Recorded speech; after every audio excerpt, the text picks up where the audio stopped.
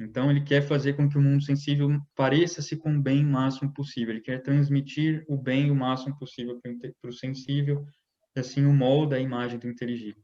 Então, aqui é evidente que o mundo inteligível está aparecendo como o critério da adequação do mundo sensível. O mundo sensível é tão mais adequado, quanto mais ele se mostra uma imagem do inteligível. Então, é o mundo enquanto imagem do inteligível que o diálogo Timeu nos apresenta. E assim, todas essas dicotomias que eu apresentei, você tem tratamentos semelhantes na obra de Platão. Então, enfim, eu discuto, né, esses pontos, e porque são pontos que posteriormente viria a aparecer no neoplatonismo como as ideias de processão e retorno.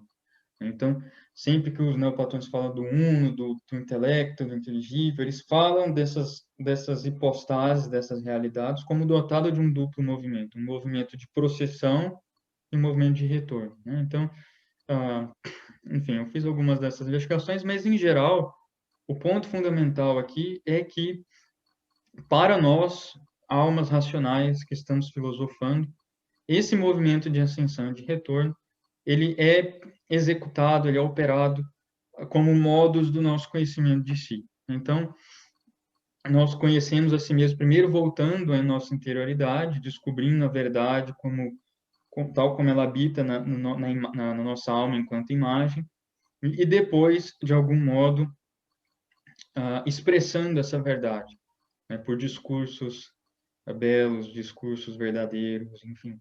E que é mais ou menos o que o Demiurgo faz, né?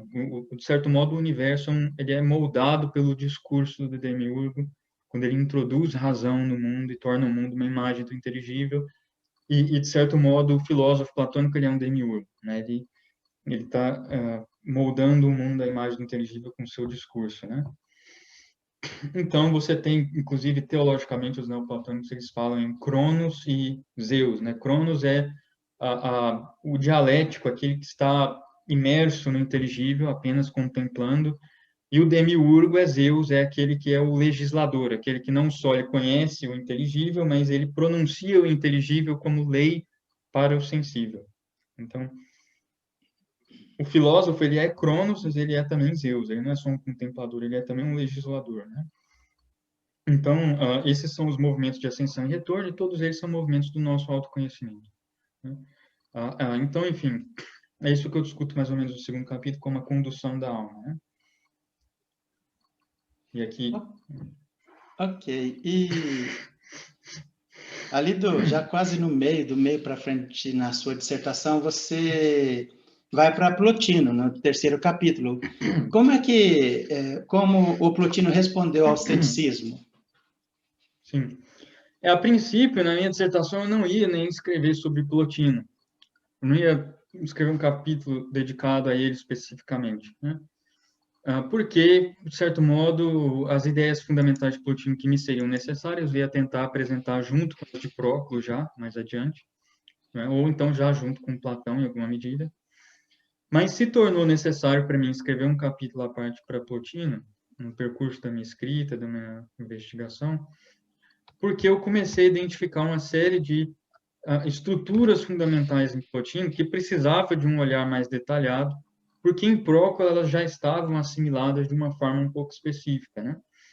E um pouco que me despertou para isso foi esse problema do ceticismo, né, que aparece em alguns artigos que eu cito lá na minha dissertação, de um hipotético diálogo, né, de Plotino com os céticos pirrônicos, né, especificamente sexto empírico, né? Por exemplo, quando eu estudo a física filosófica, que é diferente da física científica contemporânea, né, física filosófica, tal como no texto desse nome de Aristóteles, no Timeu de Platão, né, enfim, o estudo filosófico da física, ele é, na verdade, o estudo de todos os conceitos gerais pelos quais eu posso ordenar o meu conhecimento e experiência da natureza, né?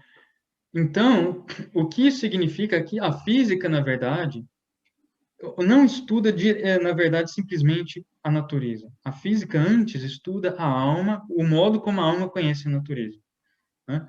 Então, mostra como que a alma molda a natureza enquanto o objeto de conhecimento, né? Então, e dessa forma, através do meu estudo da natureza, sim, o que eu conheço não é só a natureza, é a alma também.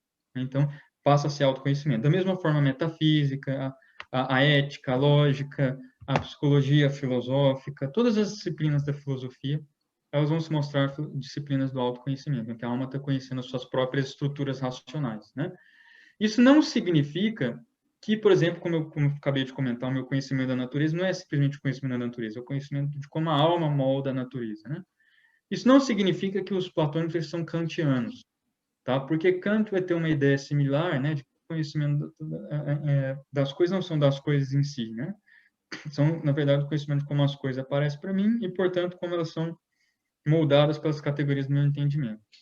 No platonismo, essa cisão entre esse conhecimento que eu possuo das coisas, as coisas como elas são, não é tão pronunciado, porque o mundo em si mesmo, ele é também moldado pela alma do mundo, ele é moldado pela alma que chama natureza, né, e tal. E as estruturas racionais da alma do mundo são as mesmas que as estruturas racionais da nossa alma, né? Porque todas as almas parciais, que somos nós, né, e a alma do mundo, elas derivam da alma hipostase, que é a estrutura racional da alma em si. Todas as almas têm essa mesma estrutura, né, que é ser uma imagem do mundo inteligível. Então, toda alma é uma imagem do mundo inteligível.